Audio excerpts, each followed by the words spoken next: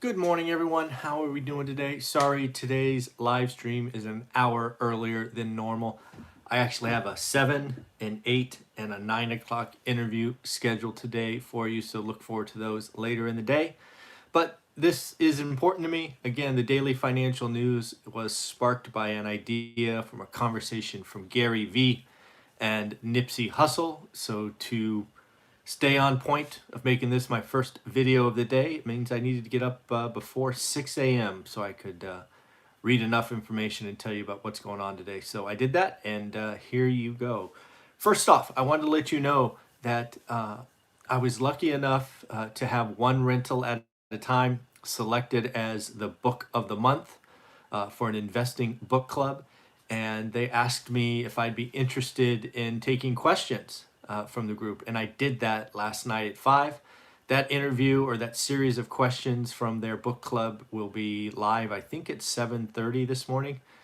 So look forward to that. I found it interesting because these are all investors. Some of them have done deals, some haven't.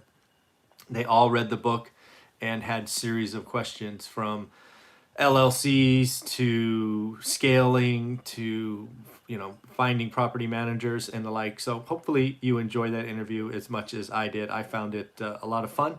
If you're part of a book club and want to do one rental at a time, let me know. I would love, again, to be there for you to answer any of your club's questions, as it's the least I could do if you're going to tackle one rental at a time as the book of the month. So on to the day. Well, it's Thursday, and I don't know what, for the last 24 weeks or so, the first thing we need to talk about is new unemployment claims. They came in above 1 million again. What is that, like 22 out of 24 weeks, something like that? Just over a million. Continuing claims, which is a number far more important as we get into this crisis, came down slightly. It's now 14.5. It came down 223,000. Still way too many people unemployed, too many people filing. This was a number that I talked about last week. If it continues above a million, it's got to spark the federal government, the Congress, to do something. It has to, right? You come on, it really does, don't you think? Well, it looks like we're going to see a proposal today from the Republicans, from the right, from the red, whatever you want to call it. What they're going to go after, a skinny deal. If it happens as advertised, supporting the top 3 or 4 things that everybody agrees on: unemployment, goosing unemployment. It is going to be some more dollars for PPP. It's going to be money for schools and money for testing. It's going to be, I mean, these are things that we all want. These are things that the Reds and Blues, the Democrats, Republicans, left and right agree on. So it's a very interesting and hopeful activity. I believe Nancy Pelosi is going to not like it. I believe she is going to say it's not enough. I believe she's going to say we want 2 trillion or 2.5 or whatever it is, and we want nothing less. She does seem anchored to $1 billion or thereabouts for the states, which is a non-starter for the other side. So again, my hope is these bad numbers we have in the economy, we've built the bridge halfway, we need to keep going as we talk about, is enough for them to agree and just get it done. But I just don't think it's going to go this way. Politics is toxic. Nancy certainly doesn't want to give the president a win. I think she's going to look at this $500 million as a win. Man, it's not going to be good.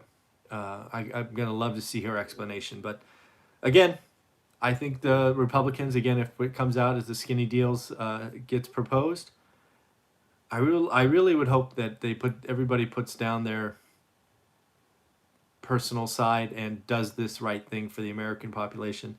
Unemployment goosing, good. PPP, good. Schools, good. Testing, good. So let's do it. Why not? But we'll see. The other thing that came out today, it came out at 6:10 my time. So I haven't read the full details as I just didn't have enough time.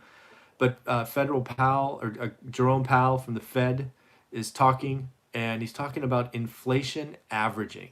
That's a new term for the Fed.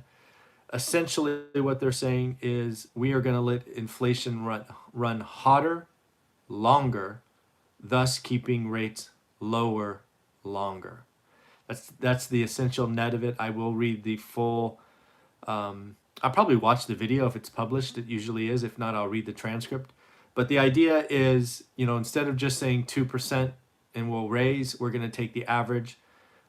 They're going to be hoping that, inflation may spike one quarter, but it'll come down. So they're going to be looking at the trend. Again, this is all to let inflation run hotter, longer, so they can keep rates lower longer. That's the whole net of this. And my guess is the stock market's going to be up on that news. The V-shaped recovery in the market continues. It's pretty crazy. Next up, I don't know if you saw this, but TikTok CEO just quit. He came on June 1st, and basically his world has been disrupted quite a bit by what is going on. First with our federal government, and then the sale to potentially Oracle, Microsoft, or a yet named third party. And he's like, I'm out. This isn't what I signed up for. I wanted to do this global thing. Now they're going to break it apart. I'm gone, which is interesting. I'm going to assume he has a golden parachute or something, because he left a high-ranking position at Disney for this CEO job, but the world changed. So that is interesting. Next thing I note is, I don't know if you saw this, but if you've watched my channel for any length of time, you know that I'm a basketball fan. I am I don't know, do I want to say a proud Golden State Warriors season ticket holder? Yeah, I guess so. Although last season, 15 wins. Oh, that was painful to watch. Oh, it was so bad. But it looks like Milwaukee Bucks came out and were willing to forfeit a game yesterday. There was a playoff game. They happened to be playing the Orlando Magic. They basically said, we're not showing up. We're going to forfeit the game, basically giving a Magic a win. This is something I haven't seen since youth soccer. Quite the statement. Obviously, there was the tragedy in near Milwaukee, so it's very personal to that team. So I thought that sent a message.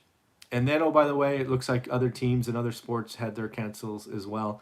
I would fully expect today's NBA games to be postponed as well. We'll see where this goes. I've read some articles on ESPN because, I like the game. I like to watch the game of basketball. Some people are saying the season is in jeopardy. The bubble is, while working to keep people safe health-wise, it's wearing on them. I can only imagine 6 weeks, confined space, testing every day. It's got to be tough on you mentally. So we'll see what happens there. I thought Milwaukee's gesture was meaningful, right? They were willing to take a loss in their professional sport to send a message. So, I support their choice to do that. That is something that they have the right to do. So pretty interesting. Then next up, there was a report out today about U.S. malls. We have roughly 1,000 malls across the U.S. They are highlighting that we could potentially see up to 25% of them closed, shuttered, in the next 5 years. That's quite significant. Like I've been saying for a while, there's going to be significant money in repurposing malls. What do they become? I think we talked about this yesterday, or maybe it was Monday, right? Do they become self-storage, data centers, multifamily? Do they get torn down? I don't know, right? It's going to be interesting. I wonder what happens to the big mall providers or REITs like Simon Properties. CBL is still in trouble. We'll see what happens there. And then the last thing, same article was talking about where they see commercial development going forward, right? Commercial development, they expect to be down across 3 of the 4 segments. Office development is expected to be down 10%. Apartments. This one surprised me. They actually expect multifamily apartments to be down 15.6%. They expect retail to be down the most, 15.7%. And then the one bright spot is industrial, right? Think warehousing and things of that nature, distribution. It's going to be up 3.6%. So again, lots of stuff going on. So the big news of the day for me is I have to read more up on it because again, got up a little bit early so I can get this done before I do 3 interviews. We have FedPal talking about average inflation targeting. Again, inflation's going to run hotter longer, keeping rates lower longer. That's kind of the net of it. I expect the stock market to like it just because, right? The lower interest rates are, the longer the real estate market will be on fire and the like. And then lastly, let's just hope the skinny stimulus deal gets done. Right around 500 billion, has goosed unemployment, has PPP, has schools, vaccines, all the stuff everybody agrees on. So let's hope that gets done. The rest of what people want, they don't agree on. They're stuck. Ain't going to happen until after the election. So let's do the thing that everybody agrees on. All right, everybody. Got 3 interviews coming up. Going to do lots of talking today. All right. Take care. Bye.